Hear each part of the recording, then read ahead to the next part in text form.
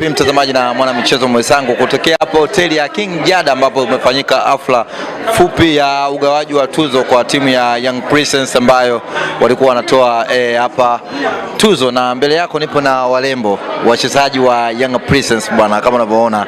Malcolm Zumbe, hebu mchukue Protasia Mbunda kutokea chini. Geuka kidogo. Leo ni fashion, bolo na fashion. Nakubali. Bolo na fashion leo. Mambo poa? Mzima.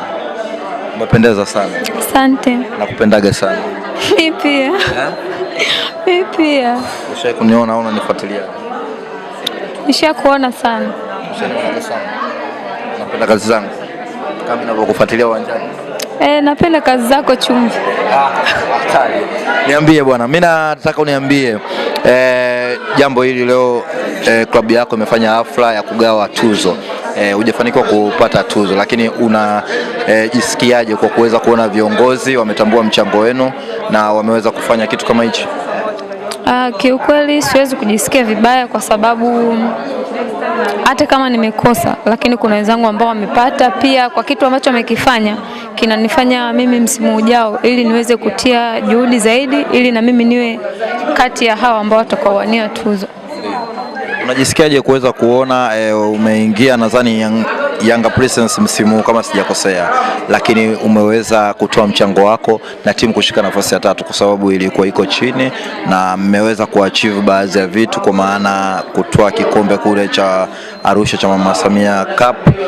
Wewe unajisikiaje baada ya kuja na kuweza kuifanya timu imekuwa nafasi ya 3?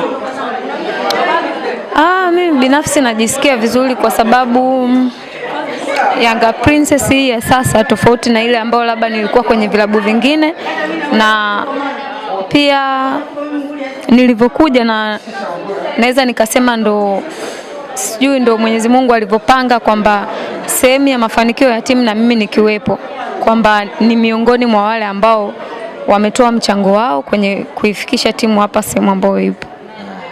Wewe urafiki wako na Diana Mnali, kwa sababu mnafanana zoe mlivyo, maumbo yenu nini, kitu gani ambacho kinanogesha sana kuwa marafiki zaidi? Cha kwanza nadhani nampenda rafiki yangu, ananipenda pia na ni watu ambao kitu ambacho mimi nakipenda na yeye pia yani naweza nikasema ni watu ambao tuna match, labda ndo sababu ambayo imenifanya nizidi kumpenda zaidi. Pia kwenye urafiki wetu sio ni urafiki, sasa hivi naweza nikasema ni zaidi ya ndugu yangu, kwa sababu hakuna kitu mimi nafanya Diana sijua, au hakuna kitu ambacho Diva anafanya mimi nisijue.